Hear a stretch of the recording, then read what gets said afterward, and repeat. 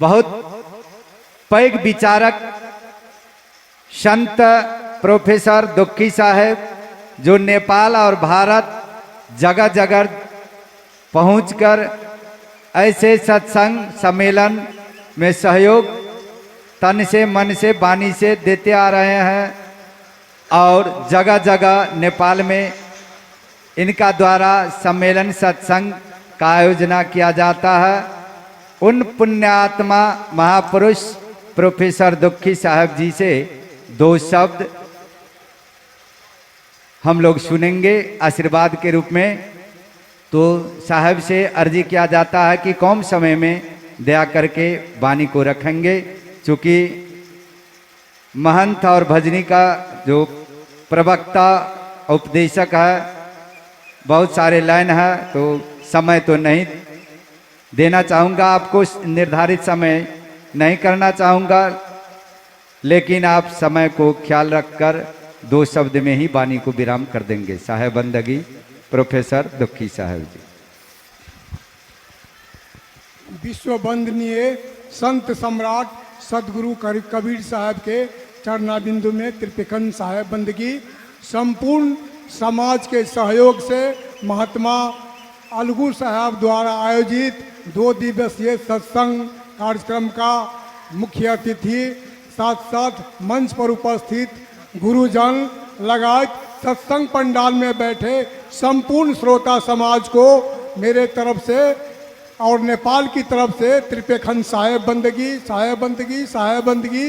आज बड़े ही सौभाग्य की बात है जो आज देवधा ग्राम में हम तो पहली बार आए हैं और इतना बड़ा सत्संग का आयोजना किया गया है, जो सत्संग मनुष्य के जीवन के लिए बहुत महत्व रखता है, क्योंकि सत्संग में जाने ही से मनुष्य के जीवन में सुधार, मनुष्य के रहनी गहनी विवेक और वाणी में सुधार लाने के लिए सत्संग की आवश्यकता है। जहाँ माने गुरुजन विद्वानों के द्वारा जीवन के हर एक पहलू पर विचार विमर्श किया जाता है, जो सुन करके आप लोग अपने जीवन में उतारेंगे तो आपको भी कल्याण होगा और समाज को भी कल्याण होगा।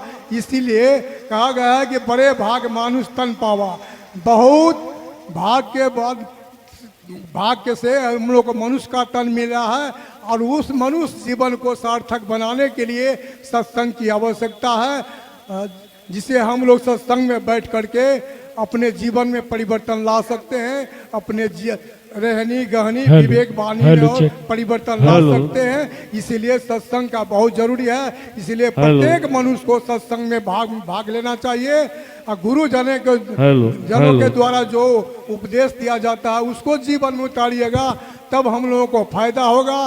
वैसे सुनने से मात्र नहीं होगा। ऐसे हम नेपाल और भारत के कई शहर में कई जगह गए हैं, जगह जगह सत्संग का आयोजना हो रहा है, सत्संग का विकास हो रहा है, लेकिन कबीरपंथी में विकृति और विसंगति भी दिन प्रतिदिन फैल रहा है। उसमें सुधार लाने के लिए हम लोगों को सत्संग सुन करके जीवन में उतारना चाहिए, जिससे हमारा मानव जीवन सार्थक हो। इतना कह के मैं अपने वाणी को यहीं विराम देता हूँ। साहेब बंदगी साहेब बंदगी साहेब बंदगी। हेलो, अभी हम लोग सुन रहे थे बहुत चित्त शांत से कि जीवन में मानव को गुरु करना चाहिए। जितने योनि है सब में पुण्यात्मा मानव है और मानव ही ऐसे प्राणी है जो गुरु कर सकता है। राम कृष्ण से को बड़ा उन्हो तो गुरु किन, 3 लोग के वेधने गुरु आगे आधीन, गुरु आगे आधीन। जो राम और कृष्ण जो भगवान को दर्जा दिया गया है और भगवान है, कर्म से ही भाग्यवान और कर्म से ही राक्षस बनता है।